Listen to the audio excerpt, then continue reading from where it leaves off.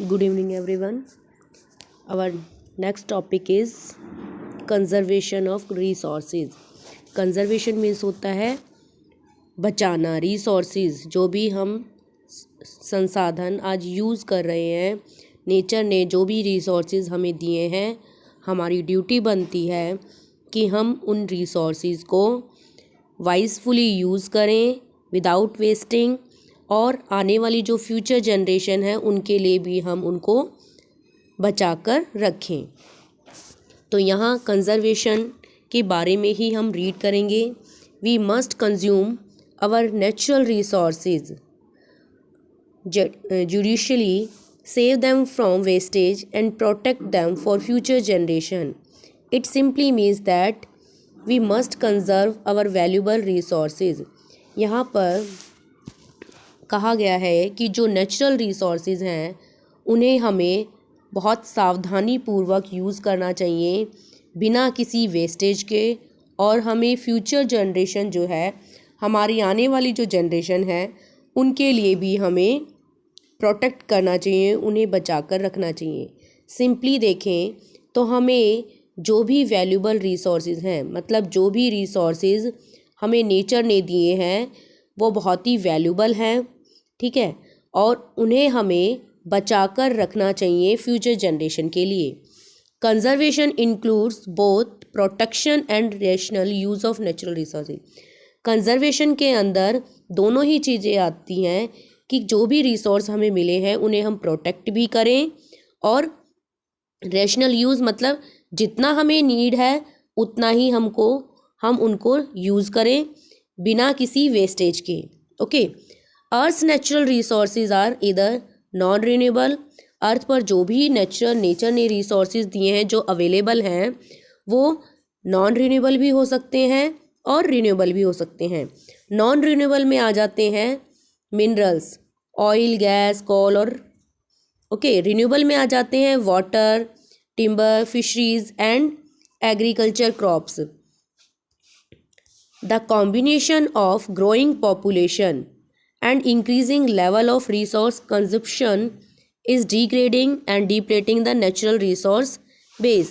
देखिए बेटा, जो पॉपुलेशन के बढ़ने और रिसोर्स मतलब किसका कॉम्बिनेशन, एक तरफ पॉपुलेशन बढ़ रही है तो जो रिसोर्सेज हैं उनको यूज़ करने की, जो कंज्यूम करने की जो एक स्पीड है वो भी लगातार इंक्रीज़ हो रही है। मतलब ज़्यादा लोग होंगे तो रिसोर्सेज की जो खपत होगी वो भी ज़्यादा ही होगी, ठीक है। तो बढ़ती पॉपुलेशन और बढ़ते रिसोर्सेज का यूज़ करना जो है हमारे नेचुरल रिसोर्सेज को डिग्रेडिंग और डिप्लेटिंग कर रही है। मीन्स डिग्रेडिंग मतलब उनको लो क्वालिटी का बना रही है, और डिप्लेटिंग मतलब उनको धीरे धीरे नष्ट कर रही है। Okay, the global population has grown to nearly 7 times as large, 6 billion. मतलब जो ग्लोबल पॉपुलेशन है, अगर हम ग्लोबल वर्ल्ड लेवल पर देखें तो जो पॉपुलेशन है डे बाय डे वो इंक्रीज़ होती जा रही है। एंड द लेवल, अब पॉपुलेशन अगर इंक्रीज़ हो रही है तो कंजप्शन जो लेवल है रिसोर्सेज का वो भी बहुत तेज़ी से बढ़ रहा है। This human pressure now exceeds the carrying capacity of many natural resources. अब ह्यूमन के यूज़ करने का जो प्रेशर रिसोर्सेज पर बढ़ चुका है उसकी वजह से कहीं ना कहीं हमें आने वाले टाइम में बहुत ही इन रिसोर्सेज की कमी को फेस करना पड़ सकता है। Now non-renewable resources such as fossil fuels are replaced over geological time scales of 10 of millions. बात करें हम नॉन रिन्यूएबल रिसोर्सेज की, फॉर एग्जांपल फॉसिल फ्यूल्स में ये कोल, ऑयल, ये सभी आ जाते हैं। तो ये फॉसिल फ्यूल्स जो हैं बेटा, अगर हम इनको देखें तो मिलियंस, 10 of millions ईयर्स लग जाते हैं फॉसिल फ्यूल को दोबारा से रिन्यू होने में, दोबारा से बनने में। Human society will eventually use up all of the economically available stock, जो ह्यूमन है, मनुष्य जो है वो इन सभी अवेलेबल रिसोर्सेज को जो है यूज़ किए जा रहा है। कौन से? ऑयल जैसे, जो दोबारा रिन्यू नहीं हो सकते। अब इनको रिन्यू होने में बहुत टाइम लगता है, इसलिए इनकी जो इकोनॉमिकल वैल्यू है वो बहुत हाई है। और ऐसी सिचुएशन में जब ये अभी इतने इनकी वैल्यू है, इतने ये हाई प्राइस पर हमें मिलते हैं, तो सोचो आने वाली जो जनरेशन होगी, जब उनके लिए ये चीज़ें रहेंगे ही नहीं तो उन्हें उनकी कमी को फेस करना पड़ेगा। फॉर एग्ज़ाम्पल, अब फैमिलीज़ में हम देखते हैं एक ही फैमिली के अंदर 3-4 व्हीकल्स होते हैं। अब ये जो फॉसिल फ्यूल है, फ्यूल के रूप में उन व्हीकल्स में यूज़ किया जाता है। अब 1-2 अगर व्हीकल है उनसे काम चल सकता है, तो हमें ये जो 3-3 4-4 हमारे घर में व्हीकल्स होते हैं उनमें लगने वाले फ्यूल को हम बचा सकते हैं, और वो आज हमारी कंजर्वेशन जो है आगे फ्यूचर जनरेशन के काम आएगी। ठीक है। Conservation entails action to use these resources most efficiently and thereby extend their life as long as possible। Conservation जो है वो एक ऐसा एक्शन, एक ऐसा कार्य है जो कि रिसोर्सेज को ज़्यादा कुशल पूर्वक, मतलब बहुत ज़्यादा अच्छे तरीके से यूज़ करने के लिए हमें कहीं ना कहीं राह दिखाता है। And thereby extend their, अगर आज हम कंजर्व करते हैं तो हम उसको एक लॉन्ग टाइम पीरियड तक यूज़ कर सकते हैं। बट अगर हम उसको ऐसे ही वेस्ट करते रहेंगे और वाइसफुली एफिशिएंटली उसको अगर यूज़ नहीं करेंगे तो वो जल्दी ही ख़त्म हो जाएंगी, जिससे हमें आगे उन रिसोर्सेज की कमी को फेस करना पड़ेगा। By recycling aluminium, for example, the same piece of material is reused in a series of products. अब देखिए, कोई भी एल्यूमिनियम प्रोडक्ट है, हम दोबारा से उसको रिसाइकिल करके दोबारा से उसको यूज़ कर सकते हैं। For example, same piece of material is reused in a series of products. मतलब कोई भी एल्यूमिनियम से बना कोई प्रोडक्ट है, उसको फॉर एग्जाम्पल बॉटल्स के जो कवर ढक्कन होते हैं उनको हम दोबारा से उसको एल्यूमिनियम को मेल्ट करके उससे कोई एल्यूमिनियम का कोई प्रोडक्ट न्यू बना सकते हैं। इससे जो एल्यूमिनियम और है उसके ऊपर, उसके अमाउंट के ऊपर प्रेशर नहीं पड़ेगा और हम उसकी कंजप्शन को रिड्यूस कर सकेंगे। ठीक है, इससे हमारा जो एल्यूमिनियम और है वो प्रोटेक्ट हो सकेगा। सिमिलरली इसी तरह से एनर्जी एफिशिएंट प्रोडक्ट्स की बात करें तो एनर्जी जो एफिशिएंट प्रोडक्ट्स हैं, मीन्स वो प्रोडक्ट्स जिनसे हमें एनर्जी मिलती है, तो हम उन प्रोडक्ट्स को यूज़ कर सकते हैं और जो फॉसिल फ्यूल हैं उन्हें बचा सकते हैं। ओके, फॉर एग्जांपल, अगर हम सोलर एनर्जी को यूज़ करते हैं तो हम फॉसिल फ्यूल को बचा सकते हैं। आपने स्ट्रीट्स पर भी देखा होगा, कुछ लाइटिंग्स होती हैं, वो लाइटिंग्स सोलर एनर्जी से दिन में चार्ज हो जाती हैं और रात में वो हमारे लिए लाइटिंग का काम करती हैं।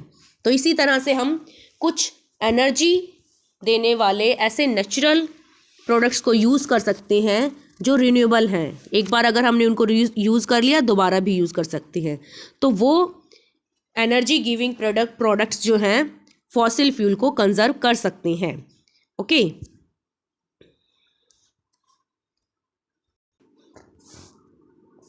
Next, the pattern of resource use that aims to meet human needs while preserving the environment so that needs can be met not only by the present but also by future generation is called sustainable development।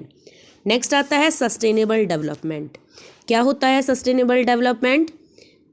किसी भी resources को use करने का वो pattern, वो तरीका जिसमें हमारा एम जो है वो क्या हो, हमारा फोकस किस चीज़ पर हो कि जो एनवायरनमेंट में प्रेजेंट जो भी रिसोर्सेज हैं उन्हें हम अपनी प्रेजेंट यूज़ के लिए भी यूज़ करेंगे, ठीक है, प्रेजेंट जो हमारी नीड है उनके लिए भी हम यूज़ करेंगे, और आने वाली जो हमारी फ्यूचर जनरेशन है उनके लिए भी यूज़ करेंगे, बिना किसी एनवायरनमेंट को हार्म पहुंचाए, ठीक है, एनवायरनमेंट को कोई नुकसान पहुंचाए बिना ही हम खुद भी उन रिसोर्सेज को यूज़ करेंगे और आने वाली फ्यूचर जनरेशन के लिए भी यूज़ उसको प्रोटेक्ट करके रखेंगे। इस पैटर्न को सस्टेनेबल डेवलपमेंट कॉल किया जाता है। The term was first use by the Brundtland commission. ये सस्टेनेबल डेवलपमेंट टर्म जो है सबसे पहले ब्रूडेंटलैंड कमीशन ने यूज़ की। इस कमीशन ने सस्टेनेबल डेवलपमेंट को डिफाइन किया किस रूप में बेटा? A sort of development that meets the needs of the present. ब्रूडेंट कमीशन के अकॉर्डिंग इनका कहना है कि जब ह्यूमन अपनी प्रेजेंट नीड्स को प्रेजेंट नीड के लिए, प्रेजेंट आवश्यकताओं ज़रूरतों के लिए डेवलपमेंट करता है, रिसोर्सेज को यूज़ करता है, उनको मॉडिफाई करता है बिना किसी कॉम्प्रोमाइजिंग के, ठीक है, the ability of future generation, और उनको आगे आने वाली जो फ्यूचर जनरेशन है उन अपनी नीड को पूरा करने के साथ साथ फ्यूचर जनरेशन के लिए भी उनको प्रोटेक्ट करके रखता है, तो उसे सस्टेनेबल डेवलपमेंट कॉल किया जाता है। The future of the earth depends on how carefully we use our natural resources. Earth का जो फ्यूचर है वो किस पर डिपेंड है बेटा? किस तरह से हम नेचर के दिए रिसोर्सेज को यूज़ करते हैं, ठीक है। This way the present rate of development is maintained as well as the environment is preserved. इस तरीके से हम जो भी हमारे पास प्रेजेंट रिसोर्सेज हैं उन्हें अगर हम अच्छे से यूज़ करें और जो भी डेवलपमेंट वर्क करें हम उसे मेंटेन करके रखें, और साथ में बिना किसी नुकसान के बिना एनवायरनमेंट को नुकसान पहुंचाए जब हम अवेलेबल रिसोर्सेज को यूज़ करते हैं और फ्यूचर के लिए हम उनको बचा कर भी रखते हैं, तो उसे हम सस्टेनेबल डेवलपमेंट कॉल करते हैं। और सस्टेनेबल डेवलपमेंट को फॉलो करते हुए हम नेचुरल रिसोर्सेज को प्रोटेक्ट कर सकते हैं, कंजर्व कर सकते हैं। ओके, नेक्स्ट आता है sustainable development. Sustainable development has the following features. It prevent wastage and excess consumptions of resources. ये जो सस्टेनेबल डेवलपमेंट्स है बेटा, ये किसी भी रिसोर्सेज को वेस्ट करने से हमें रोकती है, और एक्स्ट्रा जो हम कंजप्शन करते हैं, कंजप्शन मतलब जो यूज़ करते हैं हम रिसोर्सेज को, उस कंजप्शंस को रोकती है। इट प्रिवेंट्स पॉल्यूशन, और सस्टेनेबल डेवलपमेंट जो है पॉल्यूशन से भी इन रिसोर्सेज को प्रोटेक्ट करती है, पॉल्यूट होने से बचाती है रिसोर्सेज को, अगर हम इस सस्टेनेबल डेवलपमेंट को फॉलो करते हैं। It recycles reusable resources. Sustainable development जो है कहीं ना कहीं रिसोर्सेज को दोबारा से रीयूज़ करने और रिसाइकिल करके, मतलब जो भी नेचुरल रिसोर्सेज हमने यूज़ किया उसको एक बार यूज़ करने के बाद दोबारा से उसको रिसाइकिल कर कर हम दोबारा उसको यूज़ में ला सकते हैं। ओके, जैसे पेपर बेटा, हमने पेपर यूज़ किया, न्यूज़पेपर हमने यूज़ किया, रीड किया, पेपर को हमने न्यूज़पेपर प्रिंट करने के लिए एक बार यूज़ कर लिया। अब उस न्यूज़पेपर से अगर हम सामान रखने के लिए जैसे पैकेट बना लेते हैं पेपर के, वो हमारा रिसाइकिल करके पेपर का रीयूज़ करना हुआ। Okay, it preserve the biological diversity on earth. Sustainable development जो है अर्थ पर जो भी बायोलॉजिकल डाइवर्सिटी मतलब जो भी लिविंग थिंग्स हमें डिफरेंट वैराइटीज़ में मिलती हैं, ठीक है, बर्ड्स की इतनी स्पीशीज़ हैं, एनिमल्स की, प्लांट्स की, तो अर्थ पर जो भी बायोलॉजिकल डाइवर्सिटी है उसे ये प्रेजर्व करती है, सुरक्षित रखती है। It uses abundant alternatives more rather than exploiting the scarce resources.